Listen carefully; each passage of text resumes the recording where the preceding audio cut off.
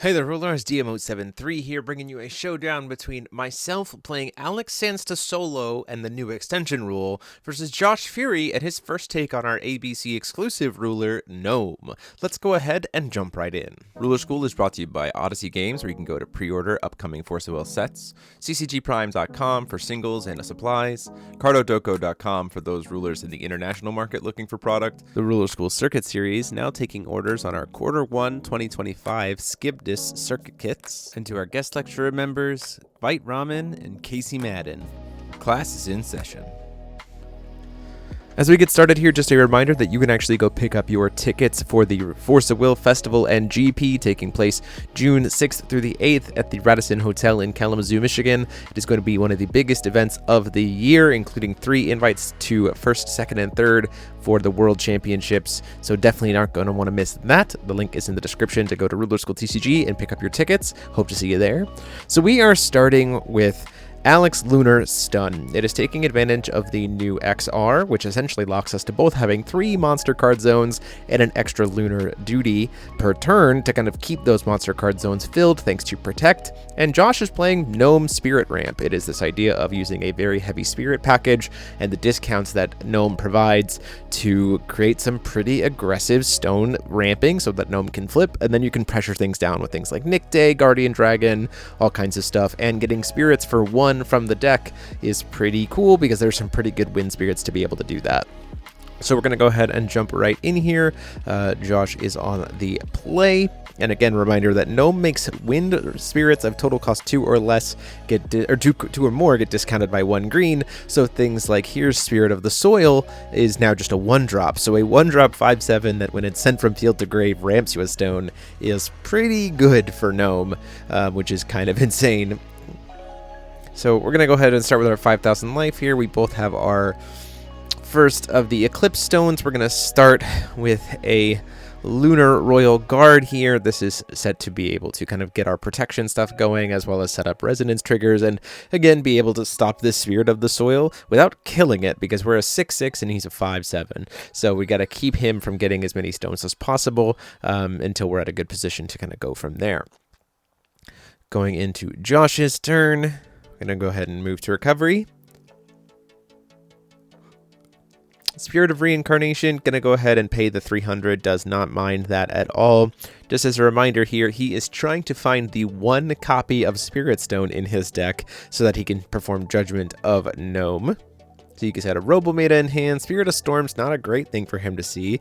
Does have Rehones in hand, which will be very good next turn, because he can discard a Rehones to then search for a Rehones, go into his next turn, and play the Rehones for 1 green, and then use it to call stone, which is pretty awesome. So goes ahead and swings in. We go ahead and actually take the damage here, mainly because with the current... we actually would kill the Spirit of the Soil here, because we have the plus 300 attack thanks to the extension rule. No resonance trigger there, so we'll go ahead and pay 2 and put out a Lunar Energy Defender. This is a pretty helpful card. Being only cost 1, it makes all of our other magic life forms have +2/+2, so we can really start getting aggressive with our Lunar Royal Guard here. And then Energy Fender himself has the plus from the extension rule, his own plus, his plus because he has Protect, and he has Drain, which is pretty good. Chooses to, in response to the Lunar Royal Guard, do the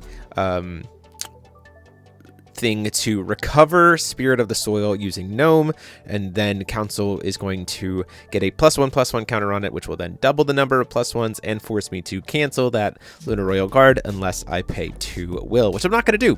So we're going to go ahead and say, you know what, since that's out there now, we're going to go ahead and just pass the turn, leave up a Protector. You know, Josh not able to do that Rehones play, at least in terms of before recovery, but can just pitch Rehones right now if he wants, although he wouldn't be able to play it this turn because it is a Darkness to search and then a Darkness to play, and then he doesn't have another Darkness source, he just has the 1.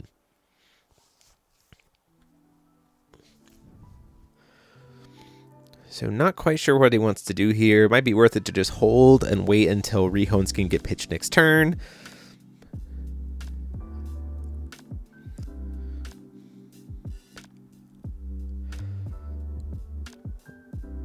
ultimately does have the Robo Meta, which can be paid into as well. Does decide to go ahead and pay the 2 now and pitch the Rehones. So not going to be able to search this, play it this turn, but next turn we'll be able to grab it.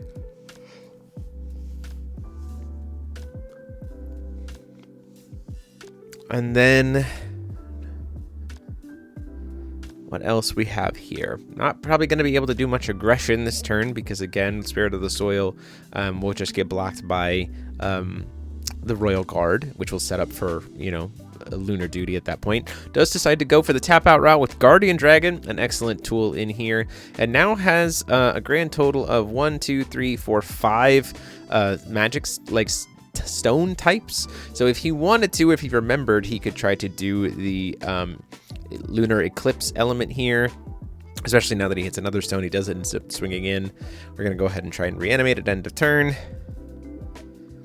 And then I do believe that unfortunately Josh kind of forgot about the trigger there. We're gonna go ahead and toss in Vacus. Now remember, under the new extension rule, I can't play odd cost cards or use odd cost activate effects, but that's okay because the tap to make -0 or -6 is technically not odd. It's 0 cost, so it could still be used. So Josh unfortunately missing his eclipse trigger there to gain some life back. It would only get him 400, but I mean 400 in the long run could be relevant. Getting the Guardian Dragon off the board is pretty huge. Definitely knowing that Rehones is going to come down here. If a Rehones comes down, my guys get a little bit bigger, which is nice because of overgrowth.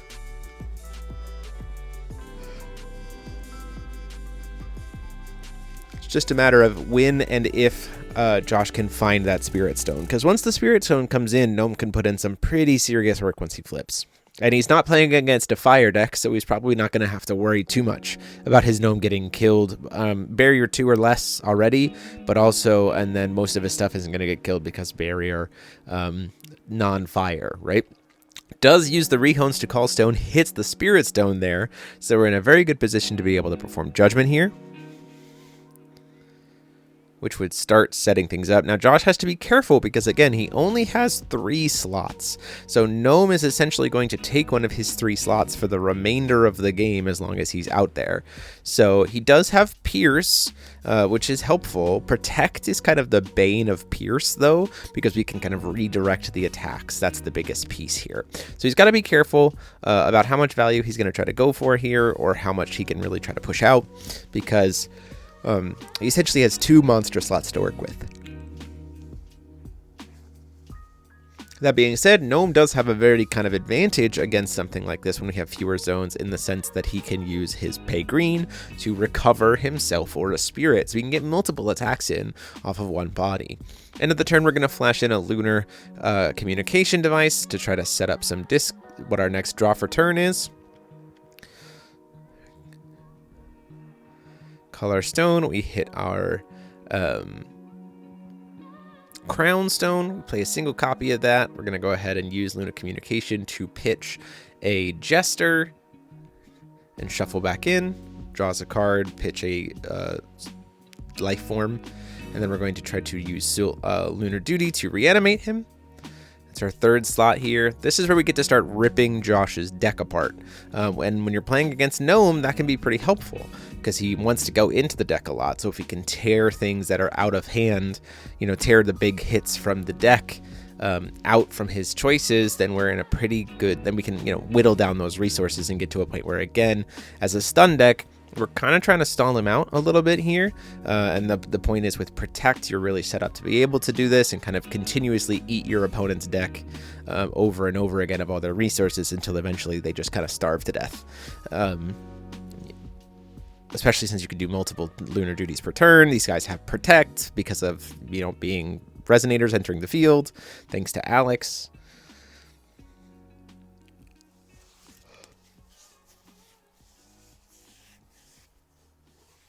Now, arguably, it would be correct here to swing the Solar Painter at the Rehones, most likely, or the Lunar Guard at the Rehones.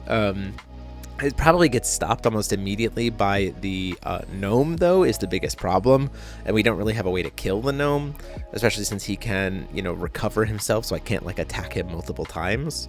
We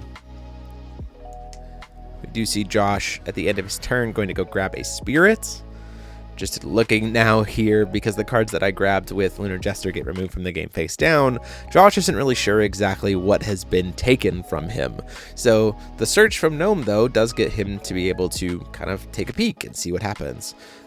See what he's missing at this point. Although also you notice here with life totals, not Josh once again, and I honestly forgot the trigger for the Eclipse Stone, so he should have a little bit higher life here, but what's on screen is what was represented on the day of. Always remember your triggers, everybody. Does grab Sylph, another great spirit to work with here when you only have so many times you can attack per turn because of so many different slots. Sylph says, well, when a wind stone enters the field, I get to recover. So, and I'm also a wind spirit, so I get to be pumped by Gnome. And so you can attack multiple times. So an old card from Vingolf 3 coming back in a pretty cool way.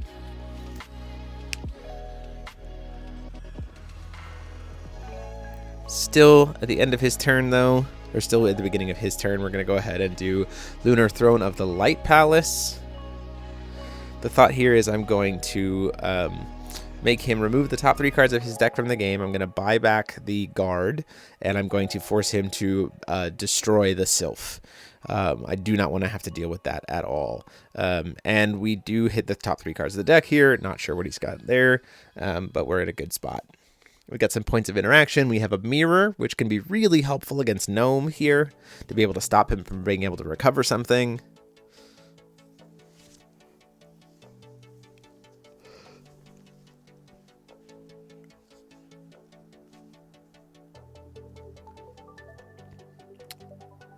Does pay 1, go down to 22 to flash in the Rebholz, which we are okay with. Again, you can take out your last spot. Now we're catching his life total thing here. Pays another 2, goes down to 2,000. Put a power counter on it, which we're going to go ahead and respond to him putting a power counter on it by giving a -6/-6. This is, I think, incorrect. Rebholz is currently using one of his slots and isn't a spirit, so it can't be recovered. So I actually don't think there's any downside to letting that slot be eaten by Rebholz, because then if he wants to play another resonator or get another spirit, he's automatically going to be getting rid of one of his own tools. Now, he might not care about doing that. You know, he might just call stone with the rehones and then eat it for something else. But still, I think there's a world where I'm essentially doing Josh's job for him, where I should make Josh have to do his job. And, you know, again, the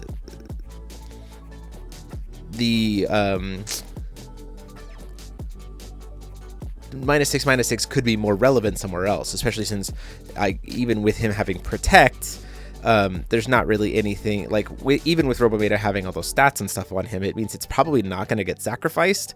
And I don't want to like. The flying from him is kind of worthless because of protect. It doesn't really matter. So I think that was a little bit of a misplay, getting hyper-focused on the Rebholz and not just saving the tap from the Vacus for something more relevant. Does play a Trishula here, which will get a little bit scary once everything has Pierce, but again, protect helps with that. The Eternal is more the problem. Going to go ahead and go in for 4 to play nicte. Now we are at a bad spot. Nicte really is a good play here from Josh, mainly because a lot of the power of the stun deck is related to enter effects, being able to continuously eat 3 cards from his deck every single turn, by protecting with the Lunar Jester, that's turned off under nicte, which is not good. Now, that being said, it is interesting because the enter effect of nicte forces him to animate a stone, which then forces him to put a resonator into play, which then forces him to get rid of his one of his resonators, because again, he only has 3 slots thanks to the extension rule. So weirdly enough, we're at this spot where nicte might start like eating stones. This is another problem here, I think, actually, with the fact that I tapped the Vacus, is now nicte has belligerence, and it's whenever he attacks. It's enter or whenever he attacks. So if I hadn't used the Vacus, he would have nothing to attack with here. He'd have the stone, that's fine, which then I think we can just protect, and that's okay. But we also can like give we can start eating his stones potentially too. Like we just take the 1000 damage, and then we go before recovery, tap, eat the stone, recover, tap, eat the stone. And then we start using Vacus to eat stones, which would be great. This point in time, the nicte is going to get to swing in, going to try to go for the Vacus. We're going to use protect on the Lunar Jester. It's going to get killed. So the Vacus survives because Pierce doesn't, because there's no Pierce here. It doesn't really matter. But now Gnome and the stone can both attack this turn. And now we do have a Lunar Duty to be able to reanimate, which is helpful. But again, there's no...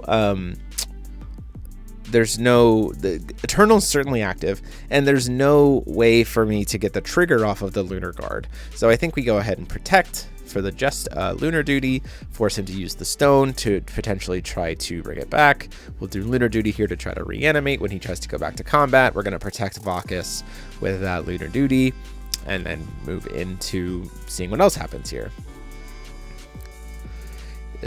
So we use the ability of, and this is what I'm saying, like the ability of Gnome here is a little bit strong. He can now swing the Gnome just at my face for 1500 after clearing that board. So a really kind of interesting matchup piece here of the fact that he's only got 3 zones, but he's using them incredibly well, and being able to recover his resonators puts me in a pretty bad spot. So we're going to go ahead and start with a couple of reanimates here for Lunar Duty. Hope to get some good resonance triggers. We're going to start with a girl staring at to try to get at least one enter effect off here from the resonance triggers as well. Do a couple of reanimates for Lunar Jester. We'll go ahead and go into his deck and eat as many cards as possible. We're going to try to stop, again, anything that's particularly terrifying, any kind of like cancels, looking through, start to look through and go, actually, you know what? Let's be a little bit smarter about this. Let's take the Magic Zone Research Institutes, especially since, again, I need to use my graveyard. But now we're in a position of, we got to understand, we're going to be taking at least... right now, Josh can threaten 1, 2, 3, 4, 5 attacks per turn, which is really, really rough. You have Gnome, the first stone. Nicte gets to swing. So I guess it's actually 6. Nicte gets to swing, reanimate a stone, that can attack. Then Nicte can get recovered, it can swing, reanimate another stone, and that stone can attack. So even though we're at 3 stones, 3 monster card slots, Josh is at a position where he can attack 6 times a turn. This is not good for me to be here. And since I can only essentially protect 5 times a turn, I'm going to take some damage here. Like, it's going to happen. That's the piece here about, it really does come down to, you know, does Josh want to eat his own stones to get more attacks? Arguably, that's a big question, right? Because if he wants to animate another stone that can attack, then he's got to lose a stone. He's got plenty to work with. You see, he's got 7 stones right now that aren't already animated. So pretty good spot to be able to do it. But I mean, if I can keep that up, the things like the mirror also certainly help. We eventually can probably get to a position where we can kind of try to survive. So we're going to start by giving it a -6/-6, and then we'll try to block with the Vacus. So it's only a 4/4, but it has Eternal because, again, unfortunately, there's the Trishula Pump, which is enough between the Gnome, the Nicte, and the Stone being a 4/4 to give them all Eternal and Pierce. So unfortunate, but nothing to really do about that. Kind of double checking exactly what the stat pumps are here, how he wants to do things with Nicte. If he swings and animates one of the stones he's already controlled since the start of the turn, it can be able to attack, but he'll have to lose the stone that's currently -6'd, expelling them. Like, who would have thought that we would have reached a point where we would be expelling stones, but here we are. Swings in with nicte. He's going to go ahead and target the stone that's already animated, so he doesn't have to worry about it. We're going to go ahead and do... oh, no, he is going to animate a stone. Okay, so that's going to get converted. Has to expel the stone. We'll use protect so we don't take any damage. Swings with the stone to kill the Vacus. Swings with the gnome. We'll go ahead and protect with the Lunar Jester. And you're going to see a lot of this. It's a lot of trying to find my way out from this position. How do I get to a point where I can essentially answer this nicte is the biggest problem right now. We're going to respond to the gnome effect to try to recover the nicte by using mirror to say, no, that does not get to recover. And you see Josh's hand is resonators right now. He doesn't want to risk playing a resonator because he'd have to lose a stone to do it, or nicte, and nicte is putting in some serious work for him right now, so he doesn't want to do that either. So thankfully we get to stave off the bleeding a little bit, paying 200 instead of just dying immediately to the 2 swings that would be generated by that 1 green will. But we get to go into our turn, do a couple more reanimates, and hopefully set ourselves up for a position to be able to stall out again. Finding our way to a nicte here, and nicte answer is the key. Things that we could be drawing into would be things like we could try to draw into good two-drop white-black targets would be things like Egastone, forcing him to RFG his highest cost resonator, which would be the nicte. And we've already answered the other ones at this point, so we would be in a good shape there. And also because it's unchaseable or it's untouchable, you know, that will always resolve, get that nicte off the board. You know, if we opened up an Egastone here, did nicte, and then like reanimate the Lunar Jesters, then we just get to like go nuts at that point in time. Because then there's no nictes left, we just get to start eating the deck. But does grab a sylph to eat his own stone. We're going to do a couple reanimates here. Again, no enter effects here, trying to grab a resonance trigger. We do get a light resonance trigger, so at least this is going to start getting us able to recover some life to buy us some time.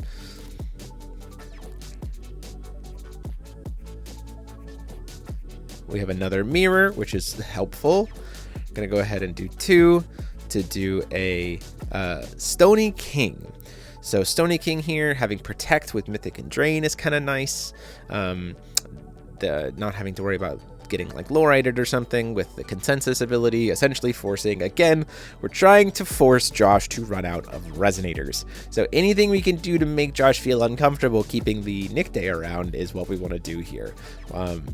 That's the whole point. It doesn't super work terribly great because he can just replace this gnome, or he can replace this sylph with another resonator.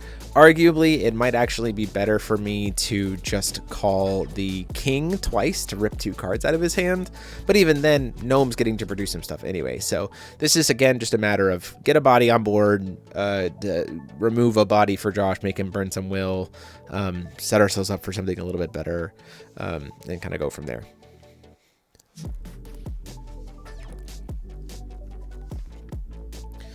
Josh here choosing to discard the Spirit of Storms really doesn't do much for him in hand.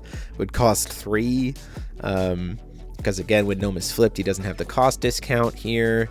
We're going to go ahead and grab a Spirit from out of the deck thanks to Gnome. Grabs another Sylph. You go, yeah, that makes sense. That's fine. Just kind of staring down this nicte a little bit.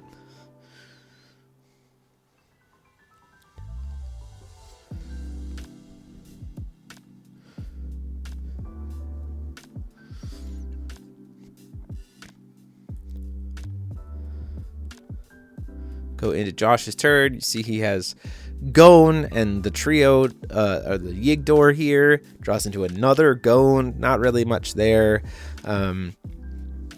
He currently has 1, 2, 3, 4. He does have 5 stones that have a stone type, but again, he'd have to lose Silver Nicte to play Gone. So not really sure if he wants to do that.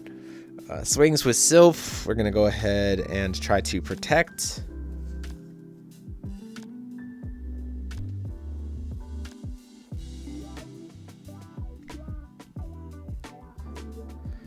This does force Josh to either have to call stone to recover the Sylph or just accept that that's going to swing. He also has to, if he swings with Nicte, he has to lose the Sylph. That's the other reason why we didn't really worry too much about this Sylph. Swings in with Gnome. We're going to go ahead and protect there.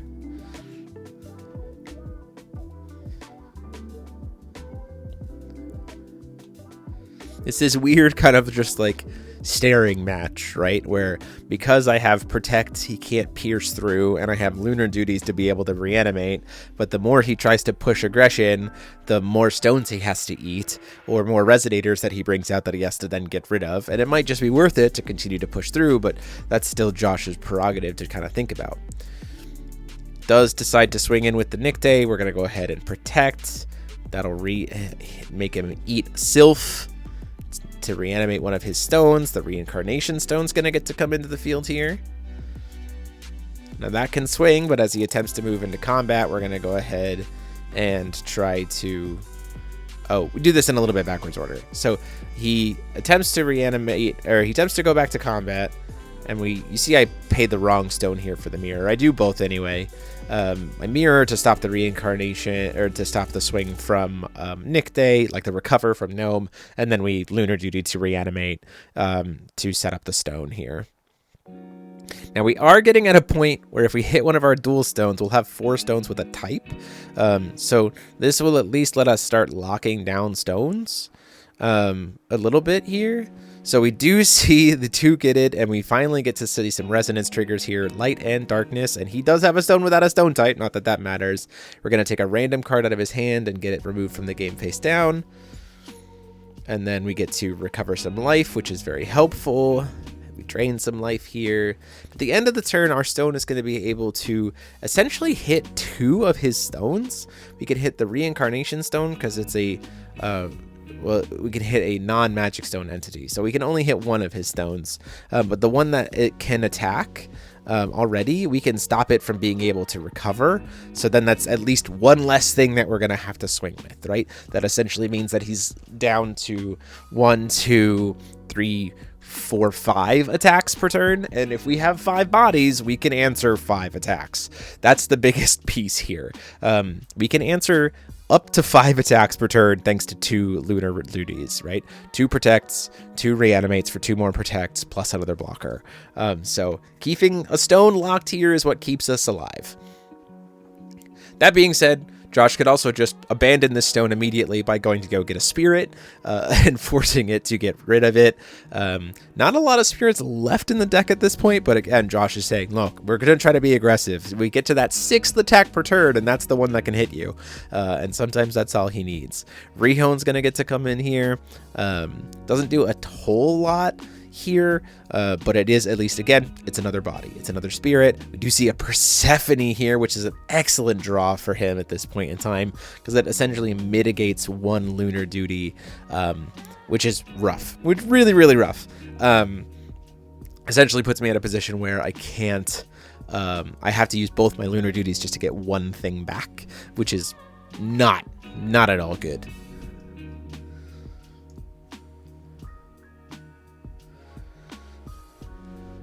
So again, double checking here with Defender, how we get some drain back.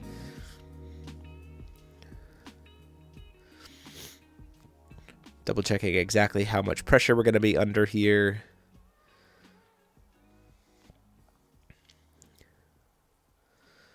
We are at a position where we can get that 6th attack in, so we get to get some pressure in that way, although he does have to worry about Defender here, because now Defender can drain. Really just trying to keep ourselves alive, trying to find that Ega Stone at this point in time, so we can answer that nicte. Really the MVP of this match right now.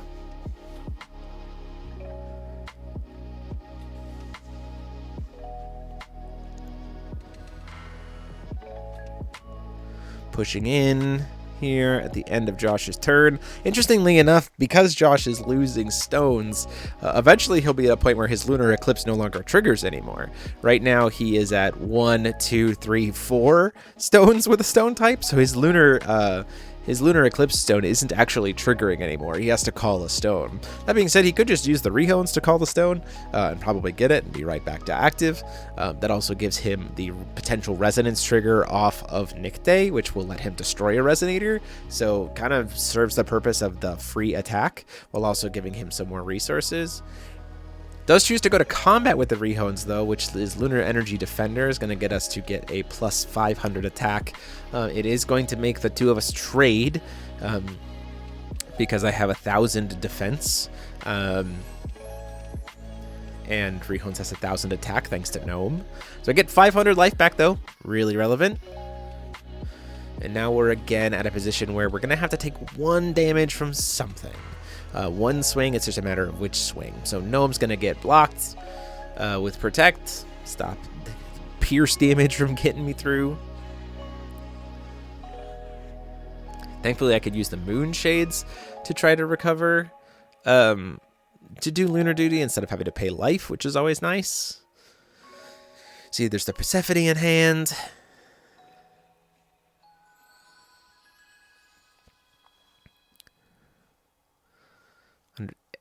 Asking how Lunar Duty works exactly, that I have to put the activate ability on the chase and that at resolution you reanimate them, just making sure that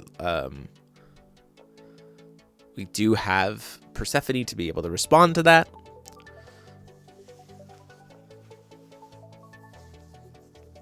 Attempts to go back to combat.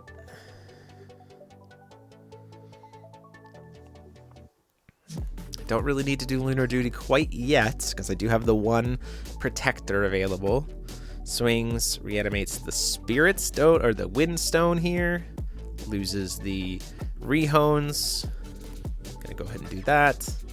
Now 3 more attacks are coming in my turn, so attempting to do Lunar Duty before he moves into combat with the stone.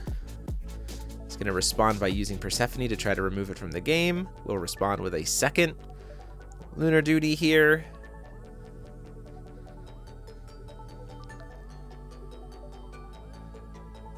To try to go ahead and reanimate. Do get to get that back, thankfully. Stone's gonna get to swing. Problem here is I think it's actually wrong for me to block the stone. The stone's only hitting me for 1,000, and the nicte is gonna get to hit me for a lot more. So I think the protect actually should be on the nicte. To save myself a little bit of life, because the stone's also going to get animated here too, which is not a great position for me to be in. Although, like I said before, slowly starting to run out of stones, and if Josh wants to hit me again, he's going to have to lose another stone to nicte, which at this point in time he'll only have 3 stones. So really weird position to be in, that we're just continuously throwing stones at your opponent's face in order to push through this limit thanks to the extension rule. Does swing in for the grand damage. We're going to go ahead and take it.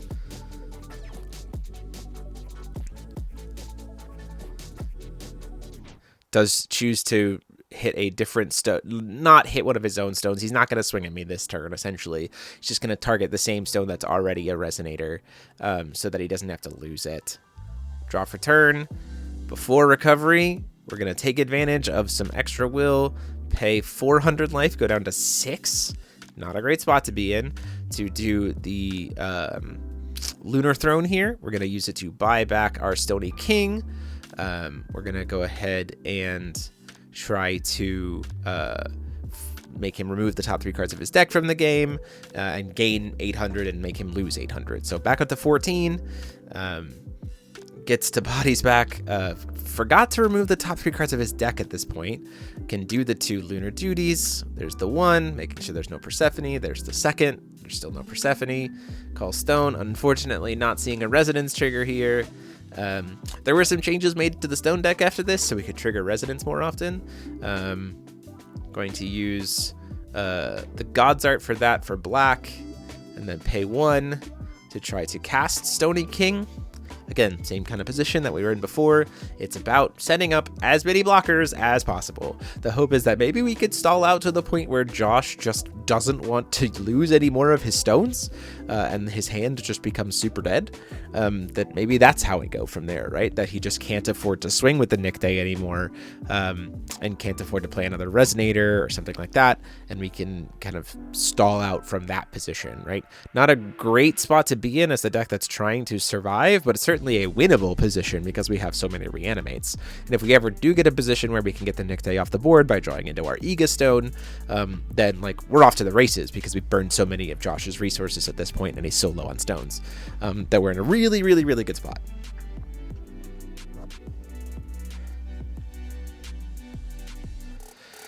So choosing Stony King, forcing him to banish a resonator, and he's choosing to discard a card. So we're essentially saying get rid of your stone or get rid of your nicte. Does choose to get rid of the stone. That is just going to get banished at this point in time to Stony King.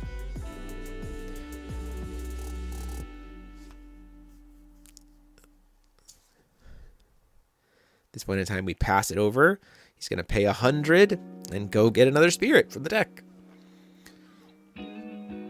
It's fine for us, though, because every time he fills up his board, nicte swinging eats one of his stones. Like, that's the whole shtick, is we're just trying to play to that out at this point in time. To see another Rehones come down here. Not the great position for us to be in, because now Rehones can start refilling the stone base. But only 2 stones left in deck, so Josh is working on a maximum of 6 possible stones at this point in time, which is, you know, not a lot. I do have another Lunar Throne here, which is really helpful. That can just kind of start cycling a little bit too for draining life back. You can kind of use a Lunar Throne to buy a Lunar Throne, RFG the top 3 cards, gains 8 life back, do some stuff there. Killing Stone comes into play here. Now, this is not great. He's got to think about whether or not he wants to pay life for it here. He does decide to pay. This does trigger nicte. Nicte has a resonance trigger. He has to hit a dryad or a woodfolk to be able to play it, but can destroy one of my resonators. This is not good. This is what I talked about before, where calling a stone with Rehones kind of serves the same purpose as swinging with the Rehones. It gets one of my bodies off board and gives him more resources to play with. So Stony King's going to get eaten here. Again, we are back down to 1, 2, 3, 4, 5 attacks. So one of these is probably going to get to come through unless I have something that can stop it. Now, something that would force him to banish a resonator, like at instant speed, which would be awesome, would be great here. The problem with now is that the Trishula is strangely saving him too, because the Eternal is a big problem at this point in time. So he's going to trigger, lose the Rehone, Spirit Stone gets animated. We lose our soldier here thanks to the nicte. Swings in with Gnome. We're going to go ahead and block that with Protect. As he attempts to move back into combat, we're going to pay 200 to bring it back here. We can use that to stop the stone. And then when he goes to use the spell here, again, we're going to be sitting in like almost no life here. So uses the killing stone that came in this turn to try to recover the nicte. We're going to respond to that here by using the Lunar Throne, so we're not going to die. Again, we're accepting that we're going to take some damage this turn. That's fine. We're going to go down to 1,000 and play Lunar Throne. We're going to buy back the Girl Staring At here to try to get that back to hand and force him to RFG the top 3 cards of his deck and then gain 800 life. So again, when we protect the nicte, we'll take the 1,000 from the stone, but we won't. And again, missed removing the top 3 cards of his deck from the game here. Just like absolutely missed it. He's finished recovering the nicte. Now we ask him if he's going to go back into combat, and when he does, we can go ahead and do Lunar Duty and reanimate and stop the damage from the nicte, unless he has a Persephone in hand, which would suck. And then we just lose, but that's okay. We have to play to the outs.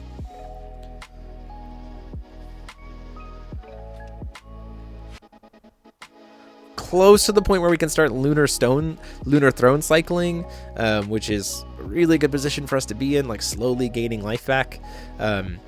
He's going to go ahead and sack the Spirit Stone to try to draw a card, seeing if he could draw into another Persephone, which I think is a totally valid play. He was going to lose the Spirit Stone anyway if he tries to swing, so it makes a lot of sense to me.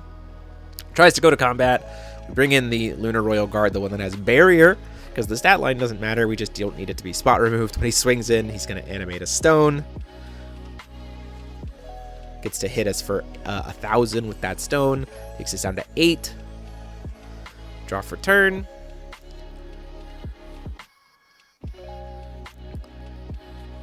Now we start to do something here, which is, I just got my cards mixed up. We start to play the Solar Golem, which is not what I meant to play, so you'll see us kind of walk it back here. This deck is playing Solar Painter, which is really nice because it can give all of your lunar guards a stone type for stone resonance. So when you Lunar Duty 1, it like triggers its own resonance, and then when you Lunar Duty another one, it also triggers its resonance. So then like doing the Lunar Duties gets you the stone resonance triggers, which is really, really nice. Especially under a situation like this with nicte, we'd be able to start ripping Josh's hand apart, which would be really nice. Or gaining a bunch of life because of, you know, having stones with stone types here, right?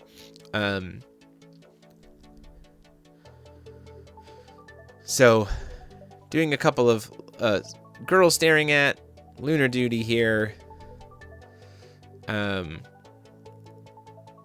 He's going to go get a spirit. But in response to the girl staring at. But then ultimately I think decides no, he says that's fine. I'm going to try to do getting our Jester back here so we can try to rip the remaining copies of Persephone out of his deck. Jester gets to trigger, goes to go into the deck. So few cards left in Josh's deck at this point in time. If I had remembered the thrones, we would have been in much better shape.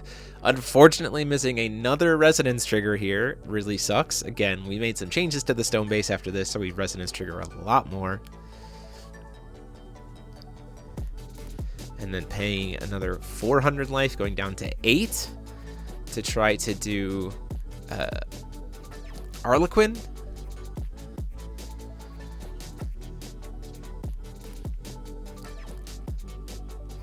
So I think the thought here with Harlequin is we're going to call, the idea would be call Comedy, because it either forces him to put a stone back in his hand, which then doesn't do anything, or put Trishula back in his hand, which would then force him to recast the Trishula.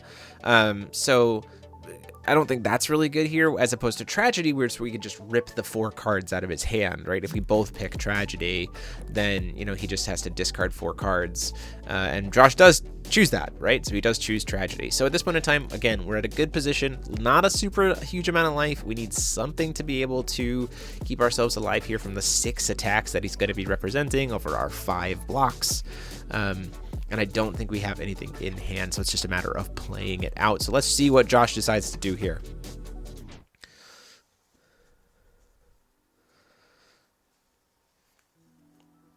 Boom, straight into combat. We see Harlequin gonna chump Protect.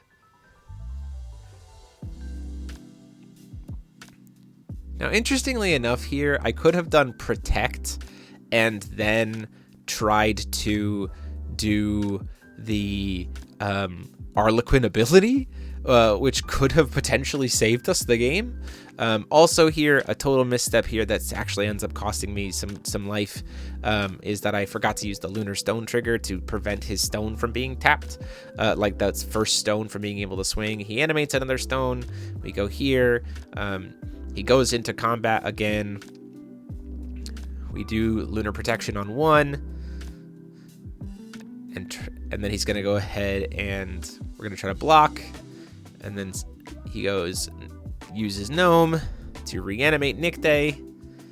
And then in a true hilarious fashion here, we can reanimate the last guy, can block when he swings with his final stone for the 1,000 damage to close out the game. And it was a 1-game match that took us so long as we did. An absolutely excellent match here. Was very fun to play this match. Gave me some really good details and it was fun to play the Lunar deck as well and to see Gnome do some cool things and push through the extension rule. So I hope you guys liked it. Huge thanks to Josh for shipping this match for us here. Deck profiles for both lists will be up later this week. Hope you enjoyed it. And until next time, this is DMO73 saying class dismissed.